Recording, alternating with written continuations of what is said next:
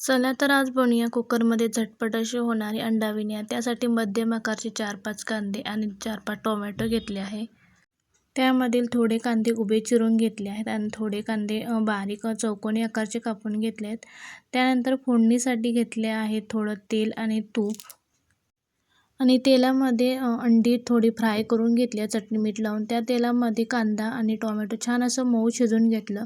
कांदा टोमॅटो मऊ होण्यासाठी मीठ घालून घेतलं चवीनुसार. त्यात घातलं आहे आलं लसूण पेस्ट. कांदा टोमॅटो छान शिजला आहे. त्यामध्ये घालून घेतले आहे बिर्याणी मसाला, कांदा लसूण मसाला आणि हळद.